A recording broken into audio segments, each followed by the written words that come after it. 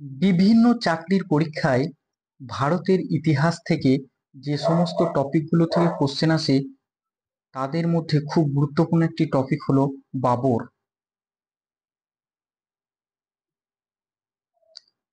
বাবরের সম্পূর্ণ নাম কি? বাবরের সম্পূর্ণ নাম Zahiruddin Mohammad Babur.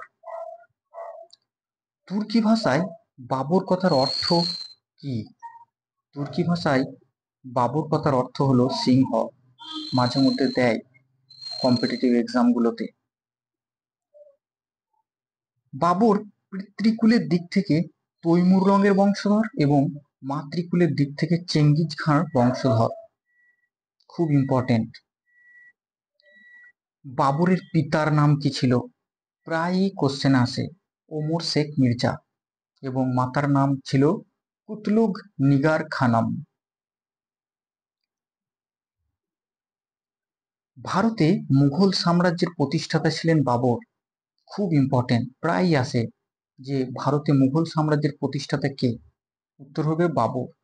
Babur was the founder of Mughal empire in India.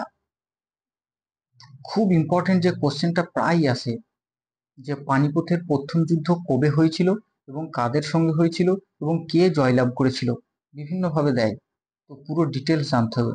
Babur 21শে April 1526 খ্রিস্টাব্দে পানিপথের প্রথম যুদ্ধে ইব্রাহিম লোদিকে পরাজিত করে ভারতে মুঘল সাম্রাজ্য প্রতিষ্ঠা করেন।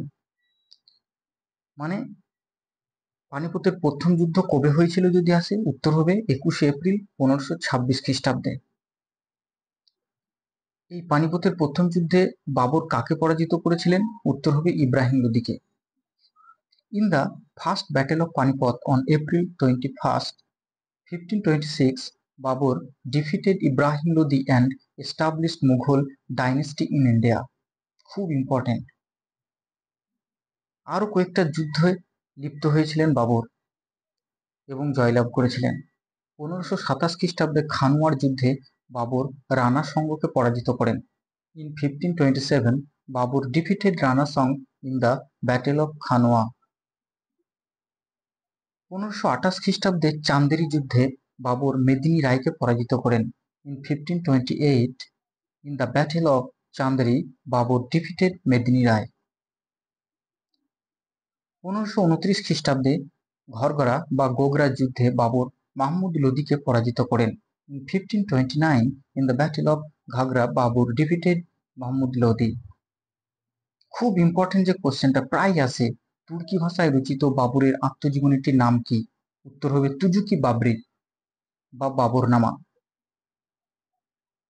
আবার ঘুরিয়ে দেয় যে বাবরের আত্মজীবনীটি কোন ভাষায় লেখা অরিজিনালি? উত্তর হবে তুর্কি ভাষায় লেখা। তারপরে পার্সি ভাষায় ট্রান্সলেট করা হয়েছিল, ইংলিশ ভাষায় ট্রান্সলেট করা হয়েছিল। Babur wrote his autobiography Tuzuki Baburi or Baburnama in Turki. Tuzuki Babri Persian ভাষায় অনুবাদ করেন আব্দুর রহিম খানে খান্না এবং ইংরেজি ভাষায় অনুবাদ করেন madam Beveridge. Tuzuki Baburi was translated in Persian named Babornama by Abdur Rahim Khane Khanna and in English by Madame Beveridge. Babur tulughma নামে এক নতুন রণকৌশল প্রবর্তন করেছিলেন। খুব ইম্পর্টেন্ট, প্রায় আসে যে তুগলুমা রণকৌশল বা যুদ্ধের রণকৌশল কে প্রবর্তন করেছিলেন প্রথম? উত্তর হবে Babur. Babur introduced new mode of warfare tulughma. Babur ভারতে প্রথম বারুদের ব্যবহার করেছিলেন। খুব ইম্পর্টেন্ট, প্রায় আসে বিভিন্ন কম্পিটিটিভ এক্সামে। Babur used gun powder in India for the first time. 1530 খ্রিস্টাব্দে বাবর আগ্রায় মারা যান এবং ওখানেই সমাধি দেওয়া হয় এবং পরবর্তীকালে আফগানিস্তানে নিয়ে যাওয়া হয় এবং আফগানিস্তানের কাবুলে তার সমাধি হয়। Babur died in 1530 in Agra while on his way to Kabul. He was buried in Arambagh in Agra and later his body was taken to Kabul, Afghanistan. তো বাবর থেকে যে সমস্ত কোশ্চেনগুলো আসে এর মধ্যে থেকেই ঘুরে ফিরে আসে, এর বাইরে সাধারণত আসে না।